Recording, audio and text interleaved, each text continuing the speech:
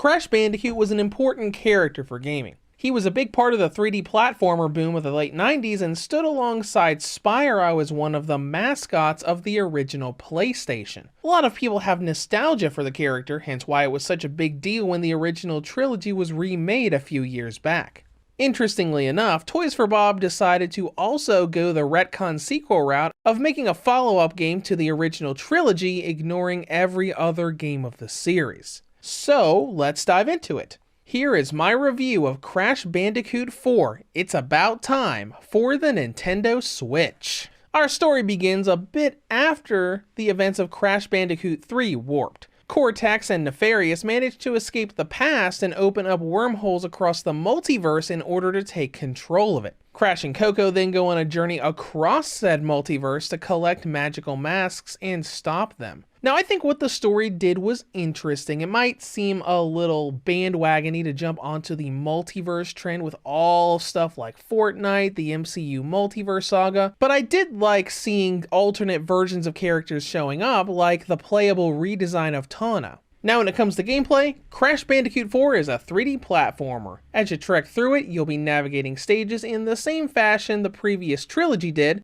with jumping around on platforms, spinning to attack, and breaking every crate in sight to collect fruit. With main progression, the game proceeds in worlds and stages. You can enter a stage as either Crash or Coco, but there's really no gameplay difference here. It's purely cosmetic. Though you do get special levels later on where you get to play as other characters like Tawna to mix things up a bit. Those characters do have different mechanics attached to their playstyle. Now within each level, you have your typical formula. You navigate in a mix of 2D and 3D throughout the levels, dodging enemies and spinning into crates to collect fruit. This will feel mostly familiar, but 4 does introduce a few new mechanics like wall running in certain areas and the various mask abilities you'll get as you progress through the story. The mask abilities are essentially ways to help you platform around in different ways. The first mask, for example, will give you the ability to phase platforms in and out to make a path to the next part of the level, while the second gives you a special spinning double jump to ward off projectiles and help you get across large gaps. But do note that you won't have access to this all the time. They're limited to particular areas with the puzzles built around them. But despite the new mechanics, it all feels very familiar. The way Crash runs, jumps, and spins feels just like it does from Insane Trilogy, and a lot of the difficulty parts are also familiar. Sometimes a bit too familiar. So when it comes to difficulty, one thing I can say is credit is due, but there's also a detriment to the game in terms of difficulty. Crash Bandicoot 4 gives you the option of having the old school difficulty setting of gaining lives and hitting game overs, or the modern mode giving you infinite continues at checkpoints.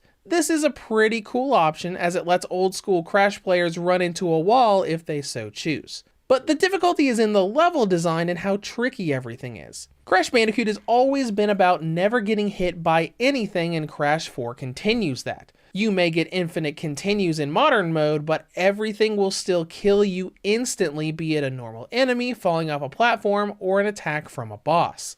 It is still a game about remembering patterns and being able to dodge literally everything. There's a lot of really precise and tricky platforming here as well. We don't have as many blind jumps, but a lot of factors make this arguably the most difficult game of the series. And then we get into replayability and content. Every stage has an unlockable skin for Crash and Coco. You have to find hidden items, clear the stage without many deaths, and do other things to grab them. You've also got inverted versions of each stage, VHS tapes for flashbacks, and levels specific to characters like Tawna to track through for more side story content. But we should talk about how repetitive the game can get. You get the basic Crash formula here, but the levels are all very lengthy and can get pretty repetitive over time because of that length. Crash Bandicoot levels are typically only about a couple minutes long, but Crash 4 levels will sometimes feel like 2 to 3 levels or more all crammed into one. Though on the brighter side, you do get plenty of content here. My first trek through the game took me around 9 to 10 hours, but that is with a lot of retrying on a lot of stages.